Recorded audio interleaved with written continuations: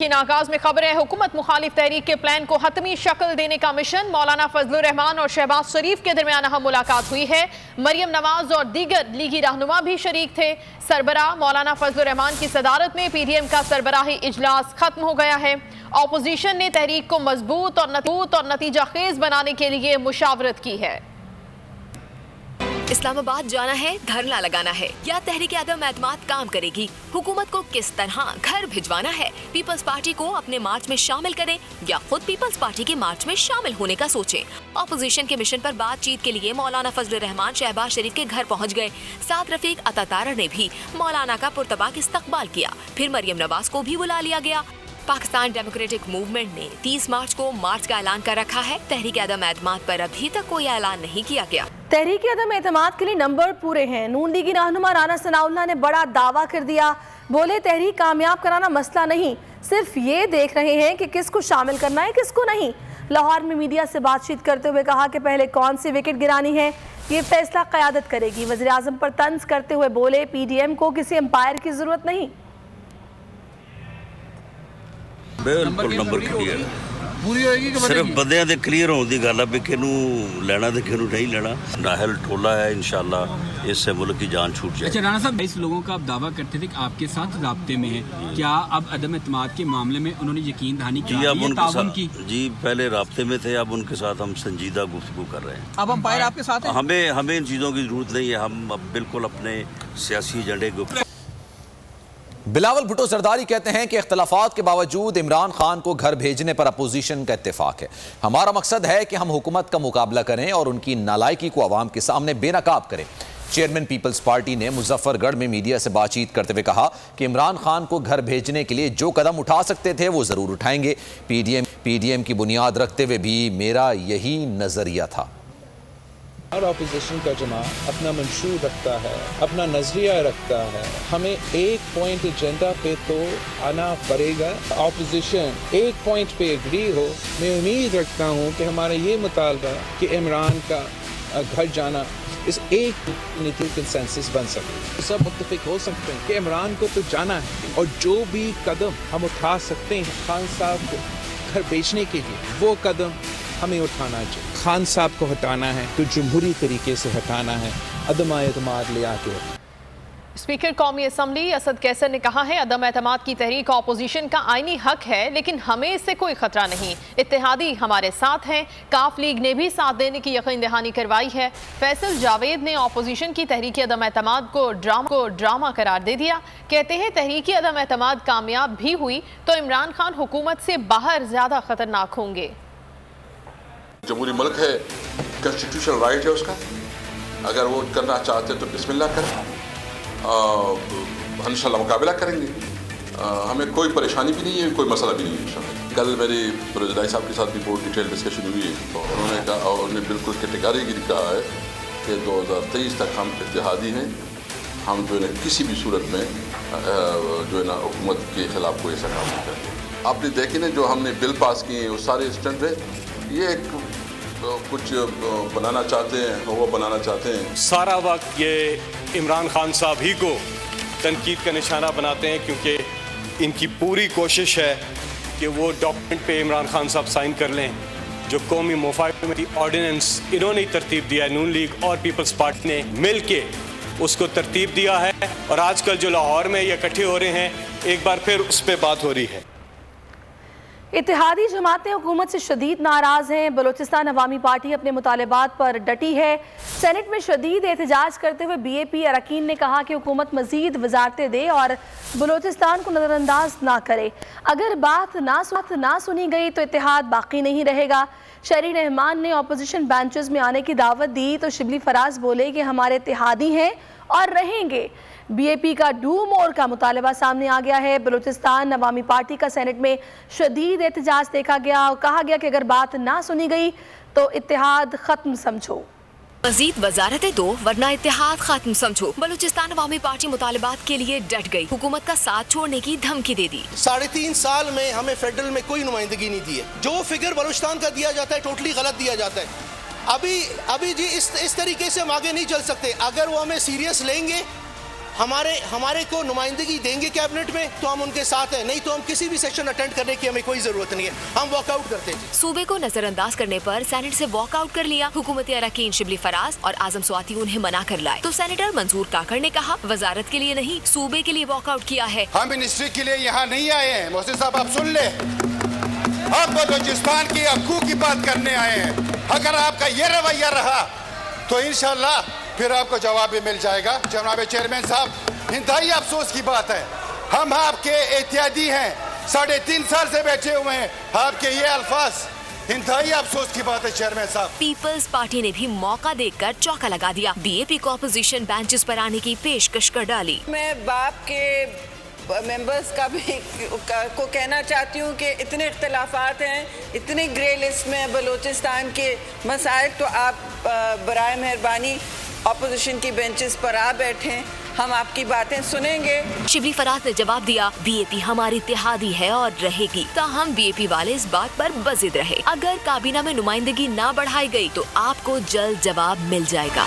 वजीर आजम के 11वें और 12वें खिलाड़ियों ने वजारतों की दर्जाबंदी पर एतराज उठा दिया। शाह महमूद कुरैशी ने कारकर्दगी जांचने के तरीकेकार पर सवालात उठाए।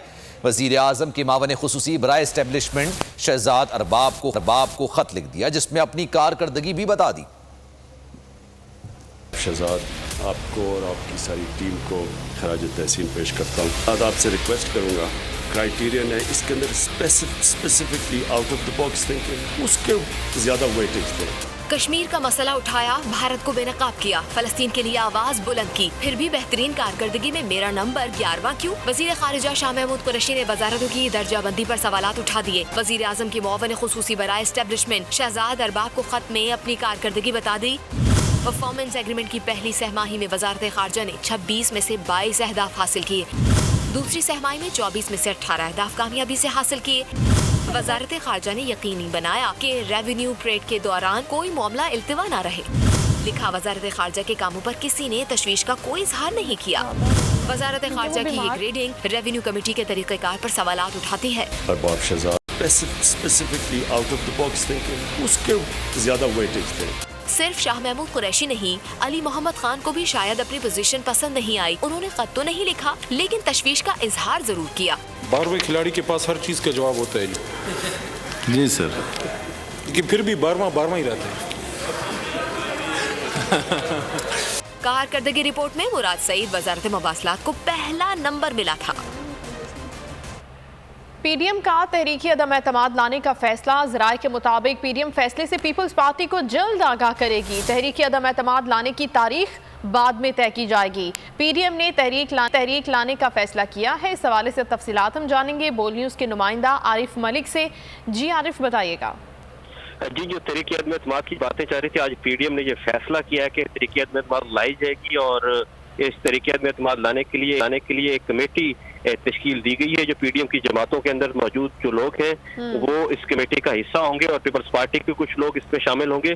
जो ये कमेटी है इत्तेहादी जमातों से मुलाकातें करेंगी। उस मुलाकातें करने के बाद ये तय किया जाएगा तहरीकी अदम एतमाद कब और कैसे लाई जाए, क्योंकि 2 डिस्कशन हुई है कि पहले बात जो है सेनेट में लाई जाए या वजीर आजम के खिलाफ लाई जाए। तो ये इसके ऊपर कंफ्यूजन पाई जा रही है और पहले तहरीकी अदम एतमाद क्या वजीर आजम के ऊपर लाई जाए, तो ये इसके लिए कमेटी तश्कील दी गई है और जो मुख्तलिफ इत्तेहादी जमातों से राब्ते के बाद जो है एक तयन करेगी कि पहले तहरीकी अदम एतमाद किस जो ओहदा है उसके ऊपर लाई जाए। तो ये पीडीएम ने फैसला किया है और अब ये इस डेट का भी फैसला जो है बाद में किया जाएगा। लेकिन ये जो आज का फैसला ये बड़ा फैसला है कि तहरीकी अदम एतमाद जो है वो लाई जाएगी और हो सकता है मुमकिन तौर पर ये वजीर आजम के खिलाफ तहरीकी अदम एतमाद लाई जाए सबसे पहले कौमी असम्बली के अंदर। चूंकि यहाँ पे बार बार एमएलएन के लोग भी, पीपल्स पार्टी के लोग भी ये कहते रहे हैं कि बहुत शुक्रिया आपका आरिफ मलिक तमाम तर तफसीलात के लिए। तहरीक इंसाफ के रहनुमा उमर अमीन गंडापुर और सूबाई वजीर शाह मोहम्मद की नाअहली कलदम करार दे दी गई। इस्लामाबाद हाई कोर्ट ने महफूज फैसला सुना दिया। पीटीआई रहनुमा मामून रशीद की नाअहली का फैसला बरकरार रखा गया।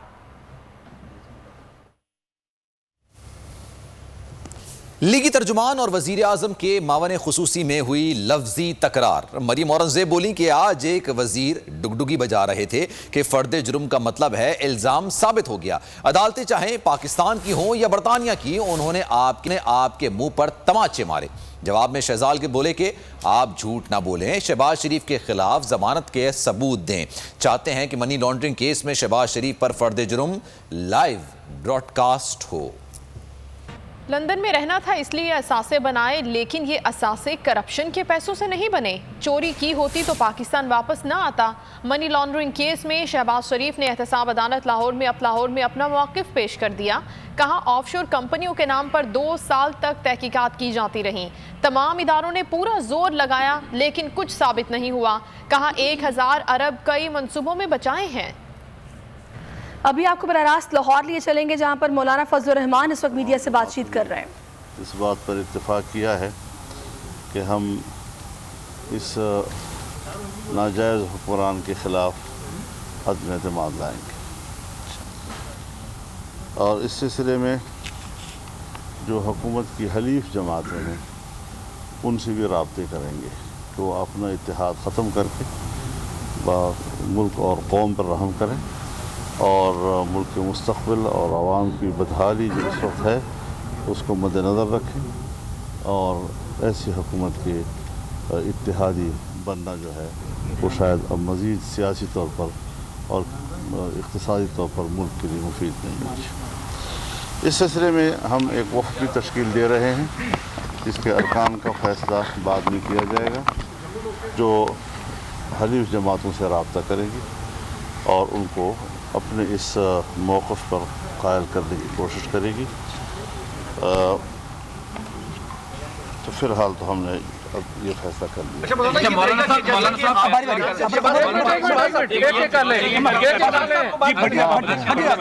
فیصلہ تو کر لیا گیا، عدم اعتماد کب لائیں گے، عدم اعتماد کی تاریخ کون سی ہوگی، اس سے آگاہ کر دیں۔